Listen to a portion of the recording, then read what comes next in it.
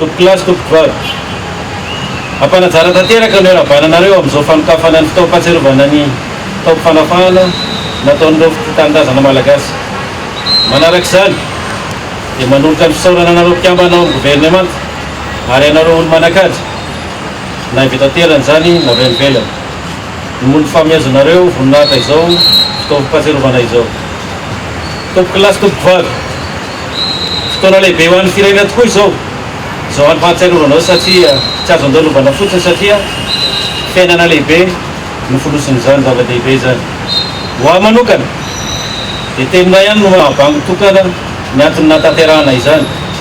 Ireo tolona rehetra natao dia ny fitiavana ny tanindrazana izay resahantsika ombeny ary izahantsika mafisina tsy omen-danja, indrindra amin'ny fanatanterahana ny asantsika isan'andro ho an'ny tanindrazana.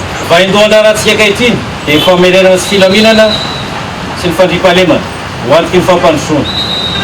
Hiara-metana amin'izany na ny miaramila na ny zandary na ny polisy pirenena ary isika tompona andraikitra rehetra na olom-boafidy na olom-boatendry. Isika vahoaka malagasy ray manontolo no ahitany na nometanana ifanometanana satria tanindrazana mamitsika izy ty ary voninahitra ireo mahevim-fotsika namoy ainy satria izay mitambatra tokoa dia vato, izay misaraka dia fasika. Koa iray isika malagasy ho an'izany tanindrazana maralatsika izany. Tompo-kilasy tompo-vavy, tafiditra tanteraka ao anatin'ny politika ny stratégie ny ministère ferrom-pirenena famerenana ny filaminana sy ny fandriam-pahalemana ary koa ny fiara-miasan'ny miaramila sy ny sivily ho an'ny fampandrosoana maharitra.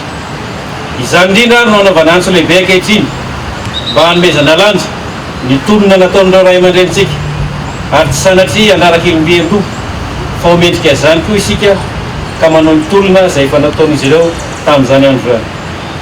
Manohy ny ady amin'ireo sakana amin'ny fampandrosoana ary indrindra hijoro ho modely fahatsara-pitondran-tena ny fahalavarian'ny asa tao ka afaka alainy taranaka tahaka rahatrizay. Amin'ny fotoana manokana ity dia mana fotoan-dehibe ny vahoaka malagasy fiatrehana fifidianana filohan'ny repoblika.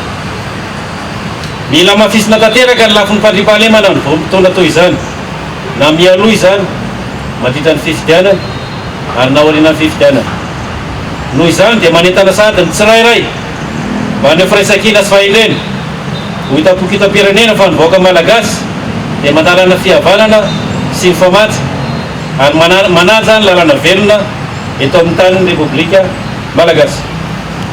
Ny voalohany dia manome toky fa efa manao ny antsio zavatra ampitombo sy hanatsara ny ezaka mba hisian'ny fitoniana sy fandriam-pahalemana maharitra amin'ny tany sy ny firenena.